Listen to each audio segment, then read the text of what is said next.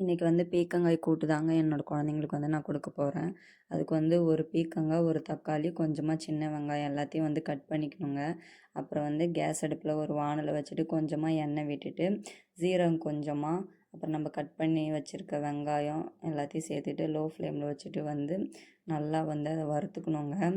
வறுத்துக்கிட்டு அப்புறம் கொஞ்சம் நேரம் கழித்து வந்து தக்காளி ஆட் பண்ணிக்கிட்டு அப்புறம் தக்காளி கூடயே கொஞ்சமாக உப்பு சேர்த்துக்கிறேங்க. உப்பு சேர்த்துட்டு அப்புறம் நம்ம கட் பண்ணி வச்சுருக்க பீர்க்கங்காயை வந்து நல்லா வணக்கிக்கிறேங்க. இது கூட நான் வந்து எதுவுமே சேர்க்கலைங்க. உப்பு வந்து மஞ்சத்தூள், மிளகாய்த்தூள் இது 3 தாங்க சேர்த்துருக்கேன். அதுவும் கொஞ்சம் கொஞ்சமாக தாங்க சேர்த்துருக்கேன். ஏன்னா உரைப்பு வந்து குழந்தைங்களுக்கு வந்து அதிகமாக கொடுக்கக்கூடாதுங்கிறதால கம்மியாக தாங்க சேர்ந்துருக்கேன்.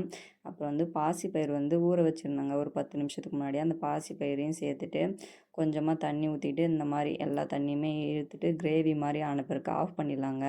இந்த மாதிரி தாங்க என் குழந்தைங்களுக்கு வந்து கொடுத்தா அவங்களுமே விரும்பி சாப்பிடுவாங்க.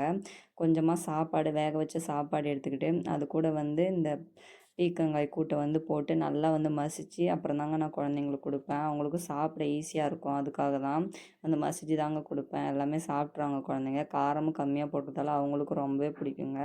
இது வந்து நான் எங்களோட செடியிலே வந்து காய்ச்ச பீர்க்கங்காங்க. அதையே கட் பண்ணி தாங்க நான் குழந்தைங்களுக்கு இன்னைக்கு கொடுத்தேன். அவங்களுமே நல்லாவே சாப்பிட்டாங்க.